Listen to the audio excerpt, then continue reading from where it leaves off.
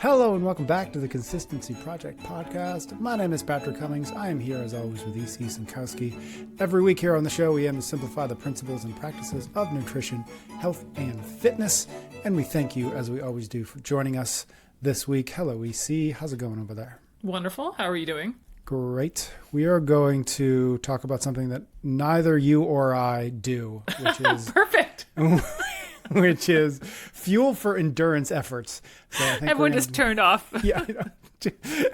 Half marathons. And I think we're going to maybe dip into like just increasing volume, perhaps in training for those kinds of longer events. We're going to talk about how to fuel for those events. Before we do, real quick, we talked about this at the end of last week's episode. You're working on a new book. I just want to make sure people know or are aware of that and know where to be other than this podcast so that they can learn more as you release more. So you're working on a new book. Give us the super quick, high level sense of what it's about. And then, of course, where should people be to make sure that they don't miss it when it comes out? Yeah, we're working on getting the website together for it. So right now, if you're on my email list at optimizemenutrition.com/email, you'll definitely hear when it's coming out. We're targeting an early October release. And it's really meant to kind of synthesize my whole framework, which would include the principles as well as the 3 pillars method. Now, I will say it's not meant to be a masterclass. It's not meant to be an encyclopedia. It's meant to be a tool for people to really start applying in a practical way without necessarily getting in the weeds of every study, as much as I love them. So I really envision it as like a 2-hour book that can get people on the right path. And I hope that's what it does. So title to be released in a bit. Still mulling that one over, but yeah. Coming up. Let's call it Get Out of the Weeds. I would like that one. Right? Okay, cool. I am so excited for this. So again, get on the email list, and then, of course, we're going to keep talking about it as we go. So just keep on tuning into the show. Let us talk, let's do a little bit of background. Why are we talking about fueling for endurance events? Is this a question? Is this something you get a lot of people asking you about? I do. I get a good number of people. I certainly am not the endurance expert, as you've already identified. Does pickleball count if I play a lot of pickleball? I do get a good number of people, especially in my accelerator or master class. You know, they're looking to increase their volume, or they are already doing this. And then how do you factor in that type of fueling? So, you know, that's really where this podcast kind of came to be. I certainly wouldn't want to put myself out there as somebody who's going to be, you know, fueling the Olympic marathoners, but there's definitely some principles and practices that I can guide people to. And ultimately, I mean, I probably don't want to give away the punchline, but here it is. There's never going to be a single recommendation that works for everybody. So I can give you some good working guidelines, and then guess what? You kind of have to go apply them, see what works for you. And that's what we'll kind of talk through. Cool. Maybe give a little bit more background as just like the rationale or concern about fueling for longer efforts. Like, what is somebody in that, you know, who's doing that, who's training for that? Like, what are they thinking about? What are they concerned by? What do we need to be thinking about if we're not that individual? Yeah, generally we need to be concerned with fuel overall, but it tends to slant more towards carbs and if we have enough carbs around. So ATP, the molecule that allows our muscles to contract and do work, therefore run up the hill or have heart going to run up the hill, those come from our macronutrients, protein, carb, and fat. But as intensity increases, especially relative to your maximum intensity, the body preferentially will use carbs out of protein, carb, and fat because the body can produce energy more quickly from carbs than it will from fat or from protein. And so if you want to keep running faster or increase your speed or something like that, it's going to be from carbs. And so they really become the preferred fuel source at higher intensities, which again is why I don't understand why people want to do super low carb and CrossFit. I digress. Carbs are generally stored as glycogen, which is just long chains of glucose molecules strung together. In the muscles, we tend to have about 300 to 400 grams of glycogen in the muscles. And then also in the liver, we only have about 80 to 100 grams of glycogen there. And then in the bloodstream, when I always talk about blood glucose, you only have about 5 grams there. So altogether between that muscle, liver, and in circulation, it's really not much relative to our body's total energy. We only have about 4% of our total body energy in these glycogen reserves. The other 96% is going to be from fat, where we can't produce energy as quickly from. And so this is where we can start to worry about depleting glycogen over time with longer efforts, because if we don't have enough of it around, this will then affect our ability to produce more energy and produce more energy quickly. The problem, all of that's great and correct and wonderful. The problem, of course, is that the internet then makes it sound like you're glycogen depleted after a 20-minute CrossFit workout, or, you're working at your computer all day and you're depleting glycogen. I mean, I type really aggressively. Right, really aggressively, really fast. Yes, you are using some carbs in these endeavors, but you're not just blasting through all of your muscle glycogen. In most of these endeavors, these sub 1 hour workouts, eating through the day normally, you're fine enough. You're not depleting your glycogen. You don't have to worry about that. And I also just want to mention, before we get into some of the specifics of when to worry about this and how much, is we hinted at this with the beta alanine podcast. Your performance is not just about whether or not you have carbs ready. Yes, that's part of it, but it's also, how's your aerobic capacity? Have you been training enough? Or do you have the ability to turn over oxygen and carbon dioxide? How's your form? How's your technique? How's your mindset? What's the weather? What's the course? Like, there's all these other things that come into play in terms of game day that, again, I think sometimes we really hyper fixate on these specific food ideas, and there's so many other things that really come into play to improving your performance. Got it. Okay, so we're talking about endurance efforts. What counts as that? What are we actually talking about in terms of, like, is it a 5K up to an ultra marathon, or is like how do we know if what we're talking about is an endurance effort that therefore dictates that maybe we should be thinking about nutrition or fueling a little bit differently? Generally is the key word here. Once you're beyond like 60 minutes of sustained exercise, especially where conversation is difficult, fueling definitely becomes more relevant. Now, it's biology. 60 minutes is not a hard cutoff, but it's a generally good frame of mind. And also that idea of where conversation is difficult. Walking for 60 minutes, for example, relies mostly on fat, such that you're not going to be depleting glycogen particularly fast. So once we're at this like 60 minutes plus at a meaningful intensity, especially then once we get out to these marathon kind of multi-hour events, fueling becomes increasingly important. And so a recommendation or a general guideline is around 60 grams of carbohydrate per hour, again, once we're past that 60 minutes. So that's about 240 calories, or again, about 60 grams of carbohydrate per hour. This does not mean everybody needs 60 grams of carbohydrate per hour, because it's going to be dependent on your capacity and your intensity during those 60 minutes plus. Some people will do okay with less per hour. Some people will need more. We can't predict that. You are going to kind of have to determine that to determine what is best for you. But I think it's a reasonable number, reasonable guideline to kind of start experimenting with, rather than treating it as this hard and fast rule. And so this is where people really need to spend more time, though, actually figuring out what works for them. And you don't want to think about it as, okay, I ate this gel and I feel good. You really want to try to make it objective. You want to base it on how you perform. Now, the good thing about what I know, with the lack of expertise, what I do know about most endurance or marathon training is you generally have paces you are trying to hit. Mm-hmm. So those paces and strategies really are going to be your guide for how the fueling is going, in the sense of, you're supposed to hold this many minutes per mile. Did you actually do it? What was the fuel you did? And if you did hit it, that's probably a good piece of evidence that that type of fueling strategy was better for you. Now, the problem I already kind of mentioned, though, is like fueling is not the only thing that determines performance. Your mindset, how well you slept, the rest of your diet that day, hydration, your form, your aerobic capacity, like all these other things come into play, such that you want to try to keep an open mind that those other factors could be influencing you just as much, if not more, than the fueling strategy. Mm-hmm. So try to keep that in mind, that it's not, okay, I had this goo and that's definitively going to lead to better performance. Maybe you slept awesome. Maybe there was something else, better stretching warm up. I don't know what it was that also could have been in there. So you just kind of have to keep an open mind. Because again, I think we kind of think too, like, okay, let me just think about the fueling when there's so many other things that we might be missing. And so the paces are going to be the most objective thing that we have to evaluate that, and to not just think, okay, well, I ate gummy candy and I felt great, but did I hold the pace? And then start tweaking from there. Maybe you increase a little bit and see that you performed even better. Great. That's another piece of data that you can use. So it is a little bit of trial and error in the beginning, but then ultimately you'll start collecting enough data to start seeing patterns and to see where you get the best kind of paces and performance outcomes. With this experimentation, it's important to note that you will also have to play around with different fuel sources. Some people tend to do better with more whole foods, and some people tend to do better with more of the gel, goo, chew scenario. I will say, generally, the longer the effort is, especially once we're more like endurance, ultra endurance, several hour or multi-day, the more people tend to skew towards whole foods. And the more we're talking about kind of marathon, handful of hours or less, the more it tends to be these gels and chews.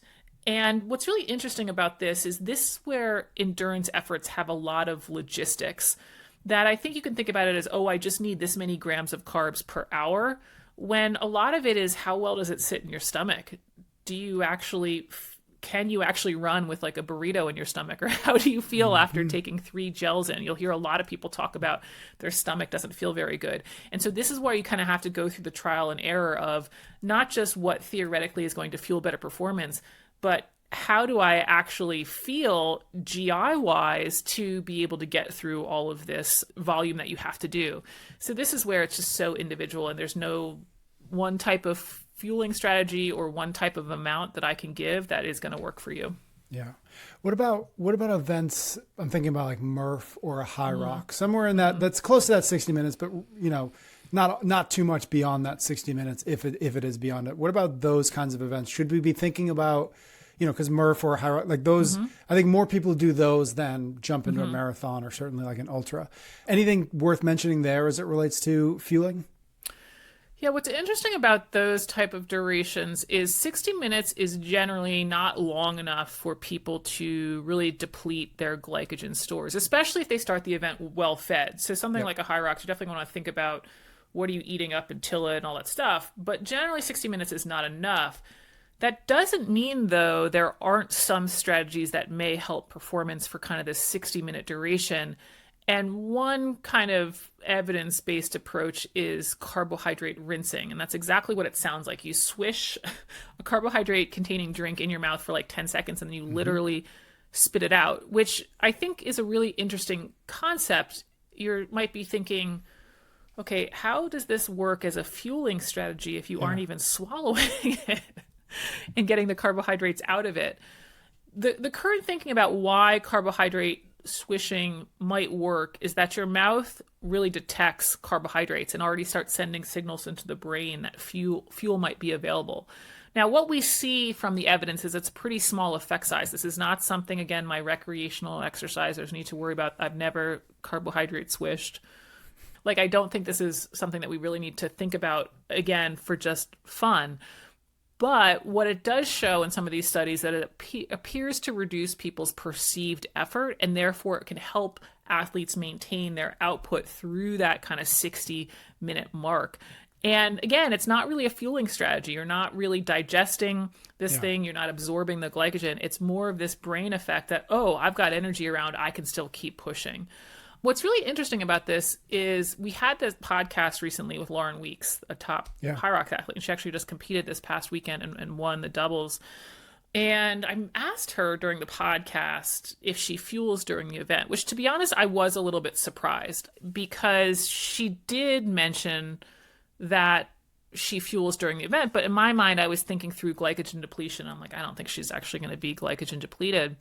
And I think that some of the benefit that these athletes do have, because I watched a lot of the HYROX over the weekend, and you see them fueling, I'm wondering if it's this carbohydrate rinsing effect, because they're really not going to be able to digest and absorb it. It's more of that confidence boost that you have energy and you can keep going. And again, for somebody at Lauren's level, she can do whatever the heck she wants because she already knows what works for her.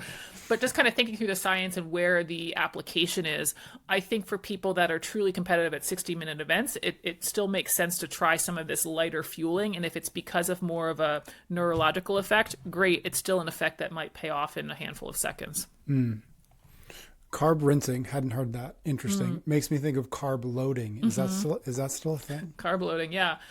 Yeah, it is still a thing. And it's, I think, what I remember about carb loading, especially when I was in Boston and we had the marathon and Yeah.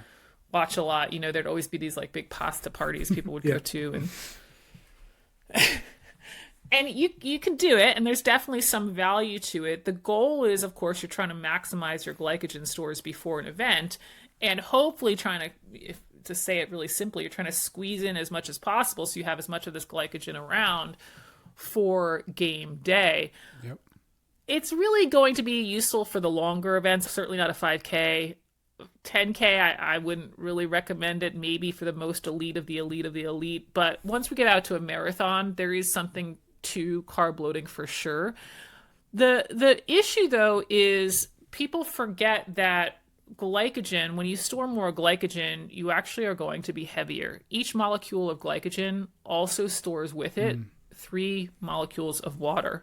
So there is a little bit of a trade-off here that when you when you carb load and you have more glycogen, you are also going to be a little bit heavier. And so this is where just this excessive pasta parties, like a week out from the marathon, you might end up coming up to game day and Right. feel like a sack of potatoes. So not really recommended. Instead, you're going to want to maybe think around, again, this is just a very general guideline, but around 5 grams of carbs per pound in the day or two prior to an event. So take a 150-pound person, they might be looking at like 750 grams of carbs in the day or two prior to the event. But of course, I would recommend trying this and working up gradually, not just like before your first big marathon to sit down to a huge thing of pasta and think it's going to go well. Because you are going to potentially have GI discomfort, more of this water retention. You might feel like a sack of potatoes, don't move as fast. You might feel more sluggish, all of that stuff. For some of the more elite people, they will start carb loading like a week out per se. But this is something that, again, because of the trade-off of being heavier and maybe more sluggish, you are going to kind of want to work up gradually and see how it goes versus just sort of, okay, well, EC said 5 grams per pound and I'm just going to slam this 7 days out. And again, this kind of reminds me of one of the concepts I really like about high level athletics is that a lot of times the best athletes are kind of the seasons ones. And it's because they've been through enough of these cycles to really know, okay, this is the type and volume of carb loading that I like, and this is the amount that I do this many days out, or this is the type of chews that I take at this point in the race, all of that stuff. They've had much time and experience to really kind of hammer out their protocol, and that is what helps make them the top athlete. Okay, so that was carb loading, but it's 2026, which means we have to talk about protein. Is there like protein loading? Is that a thing yet? We will talk about protein in every podcast. You will not get away. We will bring it up in every podcast. No, I wanted to, I'm glad you asked about protein because the research on what endurance athletes need for protein ends up being a little bit less than my 0.7 grams per pound. Typically, what you see for endurance athletes is closer to the 0.55 grams per pound. That doesn't mean 0.7 is harmful. It just sort of means like this is where a lot of endurance athletes shake out is closer to the 0.55 grams per pound. And our audience tends to skew a little bit more like I want muscle mass, and I want muscle mass and power at all costs. So that's why it's more of the 0.7 grams per pound as my guideline. But I wanted to bring it up because while you're increasing calories for this added activity, you don't have to increase calories by way of protein. And that's certainly if you're already at the 0.7 gram per pound level, you don't have to worry about like, well, how much of it should be protein? You can just kind of throw it all on carbs. All right, let's maybe start wrapping this up. Any other considerations or anything else we should think about in regards to fueling for endurance efforts? Yeah, I mentioned that I get a good number of these questions kind of in my accelerator or masterclass from clients. And one of the common scenarios that I have with clients is how to balance fueling if they also have a goal of losing weight. Maybe you're training for a half marathon, but you know that you'd also like to lose 10 or 20 pounds. And so this is where it does get a little tricky because, the endurance kind of lens is fuel, make sure you're adequately fuel the time. Which is true, but there is also the reality that your performance is influenced by the fueling, of course, but also your body weight. And if you are carrying extra body weight, becoming lighter will generally improve your running performance. You just have less mass to move. And I think everyone knows, hopefully at this point in our podcast, that I'm certainly not trying to push a certain aesthetic, or I'm certainly not trying to tell people to be a certain body weight. It's just the reality that when you have more mass, you have to move more mass down the road. And when you look at elite runners, they're very lean. And they don't even want extra muscle mass. I mean, they would look at CrossFitters and be like, "Oh my God, that's a water buffalo," because they want as little mass as they can such that they can run so fast. So this doesn't mean that I think people who have these dual goals should drastically underfuel themselves or try to do all this crash diet nonsense.